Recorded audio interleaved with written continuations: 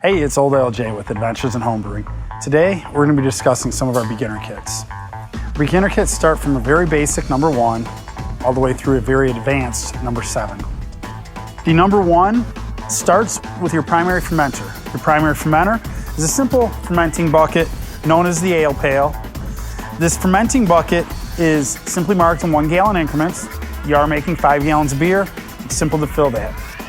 It's easy to clean.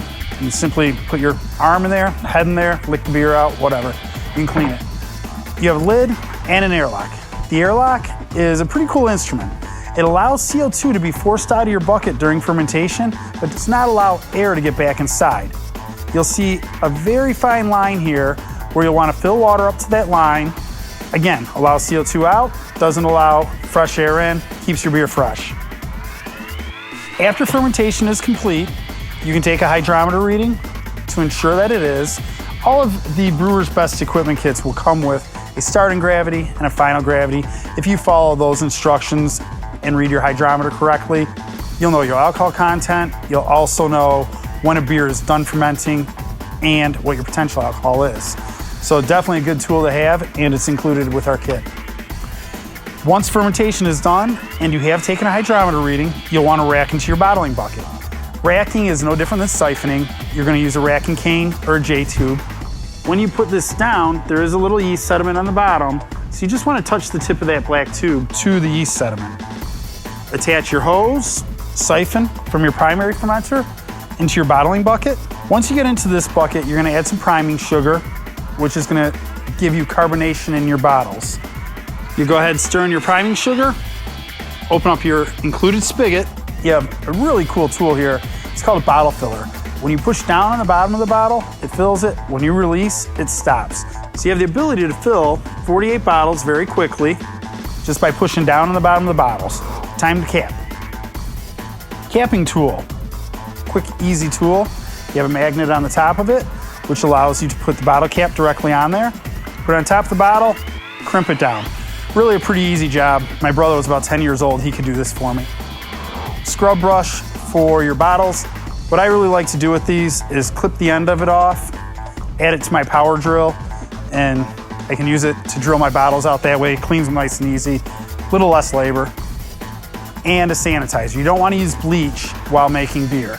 So we include a food grade sanitizer that should be used. This is used to sanitize your bottles, your fermenters, and your bottling bucket. Also included in the beginner kit is a really good book by William Moore. It's a very basic book, about 70 pages long. If you read through it, you will have all the basics that you need.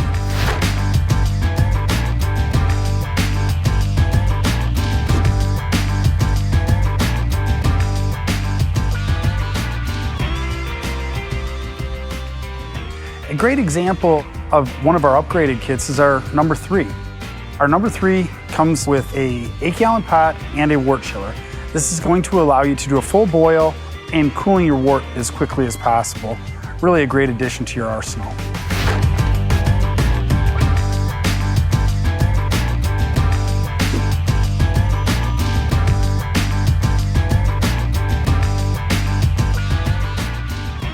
The number 7 kit doesn't necessarily qualify as a beginner kit, in that it does have the all-grain brewing, the kegging system. So not only are you going to be doing a full boil and chilling your wort fast, you're going to have all the advanced equipment needed probably to brew the rest of your life.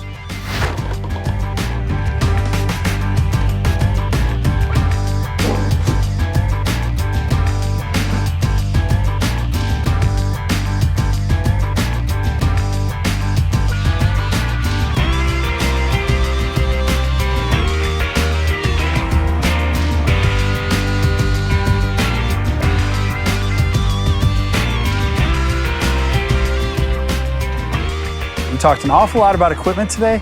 I'd also like to point out, equipment is only half the battle. We've got great ingredients.